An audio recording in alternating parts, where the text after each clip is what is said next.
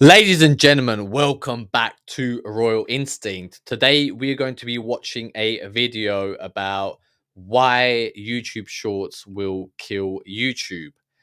Um, why is this important? Because AI is upon us. AI is here. AI will displace most of humanity and take over most jobs.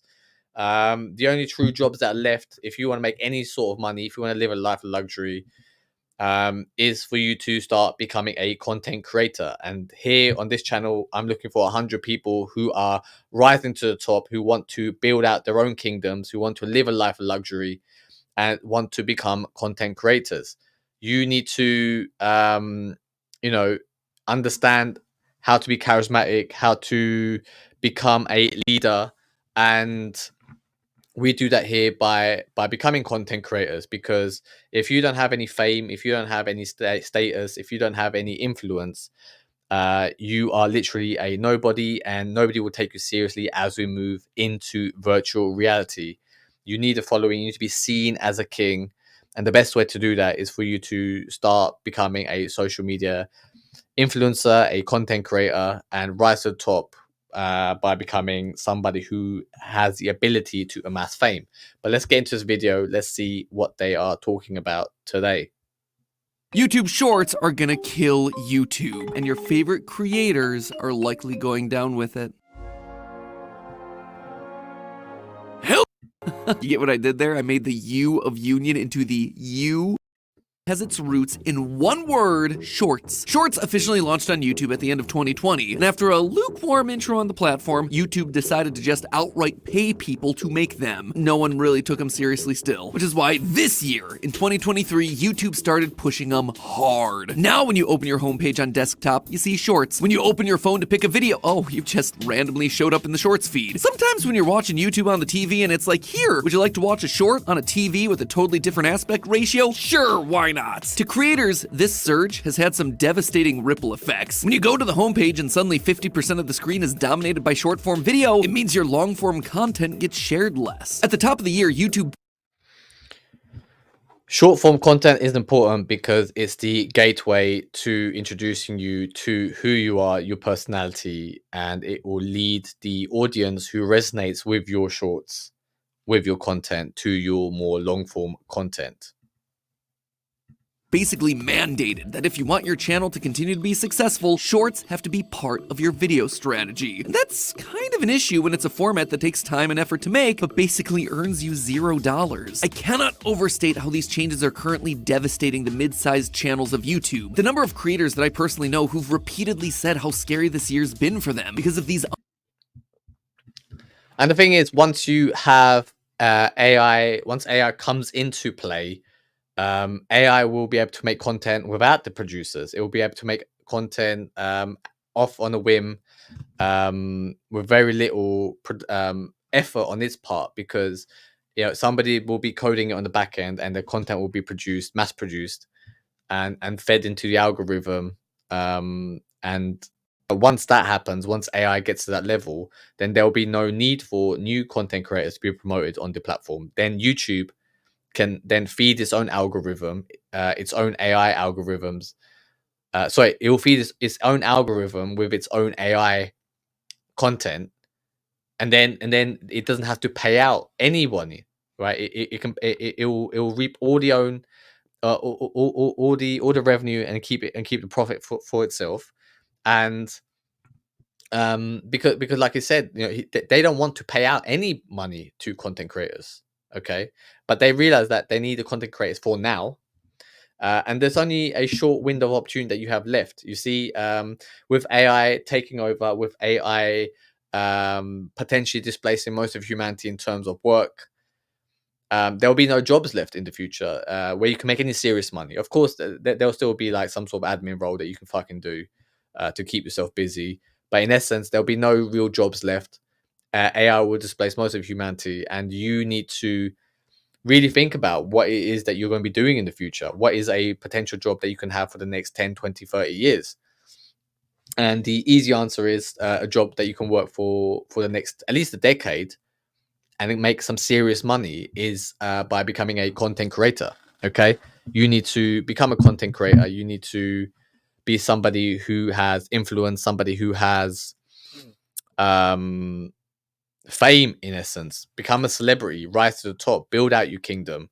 And that's when you get the best money making opportunities. That's when you get the best social opportunities, the best dating opportunities. But first of all, you need to put in that effort to start creating content.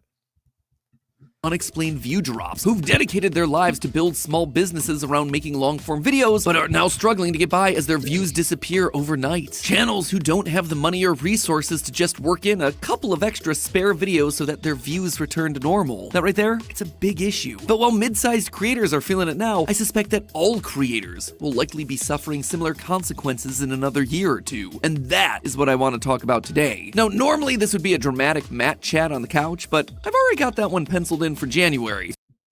Thing that kills off the entire idea of being a creator in the first place. So let's just start by pulling off the band-aid early, friends. Shorts aren't just there to be another super fun creative outlet for channels or a fun new experience for the viewer. They are here to compete with TikTok. Why does YouTube want to compete with TikTok? Because it's all about money. It's all about the bag. Okay. YouTube realizes it's losing market share to TikTok. YouTube realizes that the younger generation are watching more and more TikToks, and therefore the young generation, who will be the next generation of consumers, are migrating to a different platform, in a sense, and a platform that is literally controlled and owned by China. Okay, one of America's biggest competitors, one of the biggest competition to the West, and it's fighting for this market. It's fighting to keep its its dominance in the market space as a platform. And therefore, you have to realize every decision that these companies make is down to finances. And like I said, once AI is here, once AI can produce content at the same level as a human, then there'll be no need for content creators. It will just be a platform where YouTube will use AI to produce its own content, push that out, and then you just have to, watch it. And they'll make it so good that you wouldn't want to watch the human content anymore. Okay. However, unless you have built a brand, unless you've already built a loyal fan base pre-AI, that's the only way that you can survive. And you have a few years left before AI gets to the level where it can compete with humans. So while you still have this opportunity, you need to get in on the ground up. I'm looking for 100 people. I'm looking for 100 kings who want to build out their kingdoms, who want to use my content creation strategy to build out the kingdoms and rise to the top.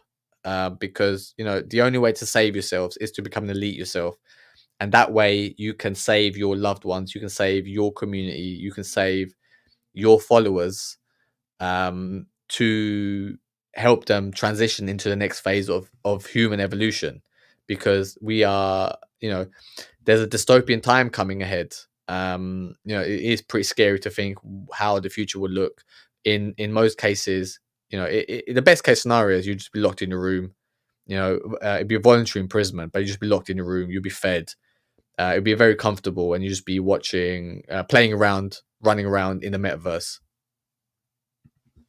Full stop, end of sentence. Back around 2015, YouTube was measuring video success based on watch minutes, which meant the longer your video was, the more likely you were to rack up minutes on the platform and win big. People who didn't want to make long video essays counting animatronic toes or listing every editing mistake in Suicide Squad, they lost out in this sort of system. Sketch comedy and animation both suffered hard in this era because, well, neither of them are particularly long-form genres. They're expensive to make and they're difficult to script for 10, 20-minute periods. But you know who else was suffering during this era? The viewer. People who only had a few minutes at a time to watch videos between classes at school or during breaks at work. They couldn't do that using YouTube. It's not like you're sending your bestie a 25-minute video for the lols, which meant that there was a very clear gap in the marketplace. People wanted short videos and needed a place to watch them. Luckily, there was one platform ready to fill that need: Vine. point that has YouTube so scared. If you're a viewer between the ages of 13 and 18, congratulations, you have the world's largest corporations all fighting for your attention. Why? Well, I want you to think back to some of the things that you were a big fan of in your life. The biggest movies, the best music artists, your favorite... Even now, one of the reasons, you see a lack of originality in mainstream media, whether it's from in terms of Hollywood and films, or whether it's in terms of even music, like, that we still, we still hear about the same fucking artists from 10 years ago, like Drake, uh that's it, pretty much. Drake, Beyonce. People still talk about Taylor Swift. Like, Taylor Swift was around like 10, 15 years ago, and people are still talking about her. It's mental, right? Like aren't there any new big artists coming out? Is there nothing? Aren't there any new original films that Hollywood can produce? It just repurposes, the same bullshit films. Whether it's Marvel movies, or any Disney reboot with a new ethnically diverse cast. Anime. When did you first become a fan of those? The truth is that you can become a fan of anything, anytime. I'm a huge believer in that. But statistically speaking, many of our most memorable fandoms emerge when we're teenagers. This isn't just because we're all so young and impressionable at that age either. There's actually a lot more science to it. There's a whole field of study dedicated to adolescent identity, so I'm just going to be grazing the tip of the iceberg here, but the TLDR of all of it is that adolescent brains between 13 and 18 are working real hard at crafting a persona for themselves out of the vast universe of things they can be. It's really hard work, actually, which is why when we're teenagers, our brains compel us to do really cringy things, like going through weird style phases, deciding that we hate people overnight, filming TikTok dances in public places. These people just haven't figured themselves out yet, okay? One way for the brain to fast-track this identity building is to attach to a celebrity that you admire, or a band that you love listening to, a show you love watching, or a creator online that you like. Instead of having to build your identity all by yourself, you can start with a character who already exists, and then use them as a kind of scaffolding for yourself. Now, it is normal to have... And in the future, the scaffolding that will be provided will be the same template characters that people will be running around as the avatar within the metaverse. Fandoms all throughout your life, but the ones we participate in as tweens and teens become wound up in our actual real-world personalities, and not just for a little while either. A healthy fandom lasts on average about 9 years. So if you become a fan of something at the age of 14, on average, you could be a fan of that thing until you're 23. And at that age, when you're 23, you have some serious spending money to deploy onto your fan base. So again, everything comes back to money. They're trying to position themselves to in a way where they can milk maximum finances out of your pocket. This is exactly the huge and important time of your life that all social platforms and entertainment franchises want to tap into, because if they get you early, they get you for a huge bulk of your prime spending years. Doesn't it feel great to know that your life is just reduced to a series of dollar signs? Regardless, a decade of loyalty... And that is all you are to these people, you see? All you are is just a vessel for them to extract money out of, okay? And it used to be that it was a fair exchange, that you get value out of it, you get pleasure out of it. But now, even with food, it's like these fast food companies are just pumping you with poison. Okay, they're not making you any healthier. The world that we're headed towards, what these elites want is they want you locked up and permanently reside within the metaverse, where they will feed you content that is produced by AI. So YouTube and all these companies, Google, YouTube, Facebook, basically live within the world that they create. And it is truly evil. They'll sell it to you in a way where it's fun and everything will be very nice, and it'll be a safe space. They'll be saying, oh yeah, here, but no, there's no violence in here because you don't physically get hurt. But in essence, it will strip you of your humanity. If that is a world that you don't want to inhabit, if you still want to date real women in real life instead of just dating them in the metaverse, the best way to do it is by becoming a king, by building out your kingdom, by rising to the top, so you can have all the opportunities, all the money, in your pocket, living a life of luxury, and have the freedom to choose what the fuck you want to do. If you want to spend all your time within the metaverse, go ahead. If you want to spend time on a yacht partying with hot models, then go to royalinstinct.com and choose to live a real human life. Don't just become a fucking consumer of this shitty content. See, that right there is a lifetime in the world of online video, hence why this battle is so heated. Which brings us back to shorts. YouTube decided over the last couple years that they needed to bring the magic of TikTok to YouTube, and they've made it very clear to audiences and creators alike that this is the thing that you need to be engaging with. But is that so bad? I mean, I found a lot of shorts that I like this year. I think a lot of them are really fun. And if I'm being completely honest about making them, doing something that's shorter than a theory feels like a lot less pressure. It allows me to loosen up a bit. It's given us the chance to explore lots of topics that I wouldn't get to do otherwise. So what is the big issue? Well, outside of the fact that they lose money, don't translate to long-term viewers, very expensive long-form content, and feel like a pay-to-win model on YouTube, it's that having them on YouTube changes the platform in a way that doesn't help viewers. Making YouTube more like TikTok, it isn't just about changing the length of the videos. TikTok and YouTube function totally differently. And when you try to turn one into the other, there's gonna be a lot that happens under the surface. Let me just take you through what I mean. At its core, YouTube has always been a search engine. Historically, the second largest search engine in the world behind Google itself. Because of this, making videos on things that people search for, like movies, games, food, it's always worked fairly well. It's also worked well because you can search for specific creators that you're interested in. You go to their channel page and find a whole bunch of videos that you get from the same channel. But notice how I said that you, the viewer, have to do something to watch the videos. You have to open YouTube, obviously, but you also have to, at minimum, choose a video from the homepage. If you're not gonna So at the moment, YouTube is something that you choose to watch, whereas TikTok is you open the app and you're just entertained, and you scroll. Don't like, I like it, and watch it, and that's it.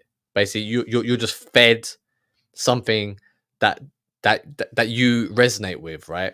And a lot of the children, a lot of young people who watch it, they just take the dopamine hits. Basically, they're just watching all this, heavily edited content, not really learning anything. I mean, in China, TikTok is used as an educational tool. Okay, they're force feeding scientific experiments onto their youth, so they are more encouraged to learn and improve themselves in essence, whereas here in the West, TikTok is just used purely for entertainment. do that, well, now you have to search, which means that you have to know what you're searching for. You get a page of results, you scroll until you find the one that you want, you click it, and then you hope that you like it. After you watch that one, and like even the way that this guy describes it, it's like you have to use your brain. Oh, I want to learn about this subject, I want to understand more about this subject, I want to see how this particular recipe is made. You have to have a want. You have to have a thought that goes, oh, okay, I'm interested, I'm curious. Then you have to go. Normally, you're supposed to go out into the world and do it, but now you can just go to YouTube, right? Search it, watch a video, and there's still an aspect of of you being curious and fulfilling that curiosity. Whereas now, with TikTok and Shorts, it's just fed into your head. It's like, and you don't even know what's coming, right? Like you scroll down, and you do I even like this, right? Do you get what I mean? Like you might get a lot of stuff you don't like, and then because you don't swipe on it, that stuff is just put to the side, and you might like it in the future, but that now that type of content is not encouraged on the platform. one video, you choose the next one from a suggested video feed, or maybe you opt for the autoplay video, but let's be honest, are you really gonna sit through yet another Skillshare promo at the end of that video? YouTube is an active watch experience. Viewers are constantly choosing what to watch, and to be honest, it's actually a lot of work on you guys. Now compare that to TikTok. What do you do on TikTok? You open the app. That's it. For the vast majority of people, the activity actually stops there. The most you gotta do from that point is a little thumb flick when you wanna move on to the next video. A video that the TikTok algorithm algorithm has pre-selected for you. This is a passive watch experience. TikTok isn't designed for you to choose what to watch, it's designed for you to either like or not like what you're being served up. You can choose to search on TikTok, but it's not a super easy experience and it just sends you to another passive scroll. So what we're dealing with is an active platform of YouTube versus a passive platform of TikTok. What happens when YouTube now introduces Shorts, a passive watch experience, into an active watching platform? Well, a few things. First, it's hard to blend the two experiences together. As a viewer, it's great to be able to do less work and make fewer decisions when I want to be entertained, but once I'm in the Shorts feed, there's really no off-ramp to that. If I want to switch, I have to basically go back to the homepage and start back from square one, which is just a really jarring, poorly designed experience. But okay, other than being a little clunky, why is this so bad? Well, the issue is that when we're in a passive watch experience, we're still watching content, but we're missing a lot of the things around that content. And those things are the secret sauce that's made YouTube so successful for the past decade. Let me illustrate what I mean by telling you a true story from over here at Team Theorist. We recently hired a social media producer to produce social media. It's pretty self-explanatory. Shout out to our various TikToks, by the way. They totally slap, and they're only gonna get better from here. Anyway, in that process, we interviewed dozens of candidates, and everyone who made it to that round was asked to tell us a couple of accounts that they love on TikTok that we wouldn't have heard of before. The point is to gauge the awareness of the platform. It's a question that we've asked for years when it comes to YouTube, and everyone that we've hired on has always had great answers. It's how I first became aware of the web design commentary of Juxtaposed or the mayonnaise jello of Liam Thompson. Everyone has always had an answer. But when it comes to TikTok, a lot of the best interview candidates just couldn't do it. They could tell us everything that happened in individual videos, but they often had to really think in order to come up with the name of who made it. Kind of like some sort of bizarre digital amnesia. Yeah, so TikTok, is the producer of the content in essence, because you don't know, you don't have it, you just see the video, right? You don't actually follow. I mean, of course, you can follow the content producer on it, but in essence, you don't have an attachment to the producer of the content. You just have the attachment to the platform itself. Okay, so in essence, you become a fan of TikTok, right? Whereas if you are a fan of a particular YouTube channel, you have to go into the thing onto the site and search for it yourself. Okay, and in the future, this is what these big companies want. There's still a chance for you to produce content, for you to use both these platforms and use the algorithm to your advantage, for you to build out your own kingdom, for you to build out your own content strategy, for you to build out your own fan base. Because the way the world is headed, more and more technology will become more and more intrusive. People become more and more reliant, and your options for choosing what to watch, what to do, will become less and less, especially with AI producing content, and us as humans moving into the metaverse, right? Most likely your job will move into the metaverse, right? Instead of you sitting in an office, you'll sit in your room and connect and talk to people um via the metaverse, but within virtual reality. And there, again, you'll be forced the information that the platform, the metaverse, the virtual reality platform, whatever it is, I'm sure there'll be some competitor to the metaverse, will, like, if they want you to just sit, right, in watching their content online, right, you just have to do it, right? Because that is where reality will be played out, that is where life will be played out. And if you can't, the alternative would be, to go out into the real world, but because everybody else will be plugged in, there will be no real world left.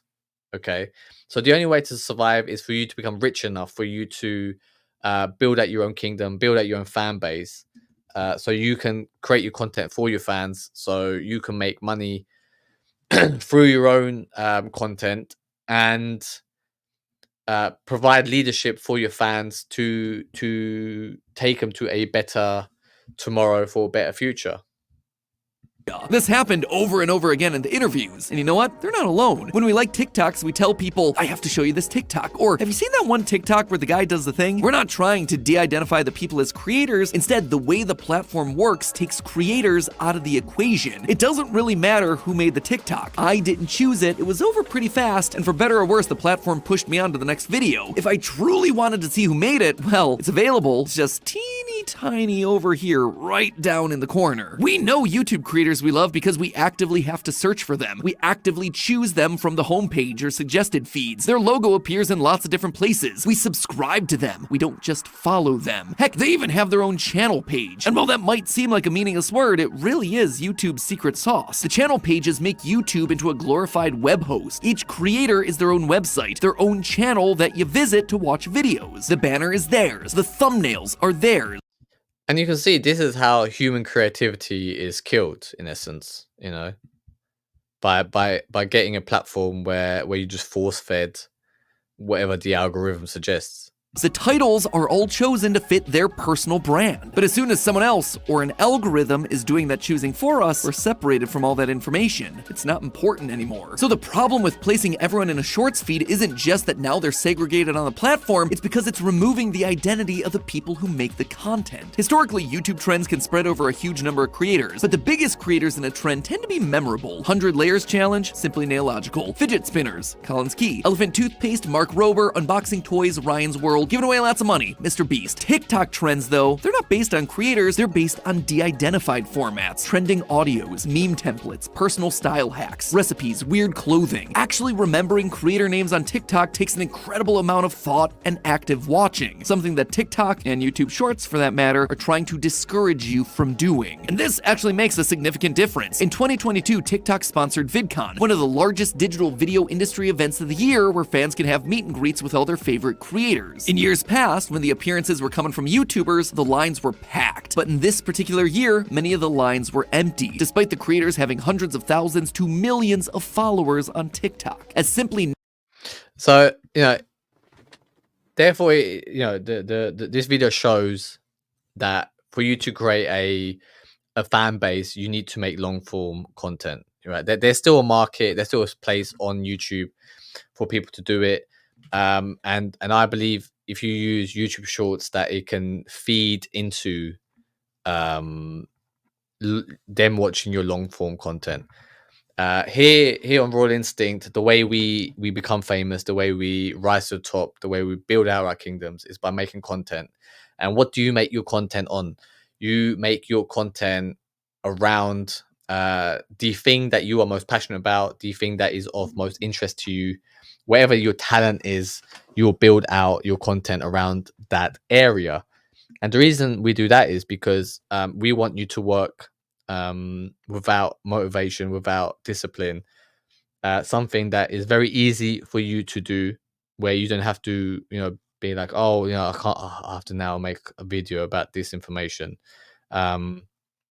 You know, it'll be something that you're just genuinely interested in, and then you just make videos around the things that you find interesting. Okay.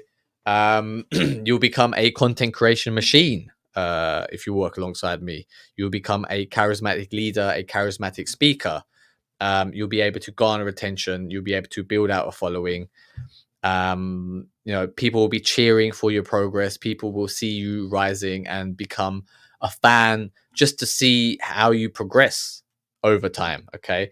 And then, you know, if you give it 6 months to a year, if you make it, if you're consistent with the content that you make, you end up having a large following. You end up having a consistent amount of money come in, where you can do this full time, where you can then start to build out your kingdom and fulfill your destiny to become the leader that your followers need. Okay. And you won't be doing this by yourself. You'll be doing this alongside me. You'll be doing this alongside the 100 kings that I'm searching for, who are joining my movement. Why am I doing this? Because why would I want to be friends with anyone else apart from kings? You know, why would I not want to be on this journey with other people who are like-minded, who have the same interests as me? You know, this is a bat signal I'm sending out to people who are very much like-minded, right? Instead of going out into the world and speaking to each individual. I'm just putting this content out there, and the right people who understand what I'm talking about will come, and reach out to me, and then together we will build out our kingdoms. We will rise to the top. We will dethrone the evil elites. We will become the new ruling class, and then little shitty things like this, whether humanity gets plugged into the metaverse or not, will be irrelevant to us, because we'll be rich enough to protect ourselves. We'll be rich enough to become the de facto decision makers within the world anyway, because and then we'll lead humanity to a better place, to a better future. People who choose to follow us will be protected by us. We'll have the best options in life, the best financial opportunities, the best business deals will come our way, and we will live lives of luxury, and of course have the best dating lives the world has to offer. If you understand what I'm saying, if you want to be part of this, then go to royalinstinct.com and reach out to me. For everybody else, take care and see you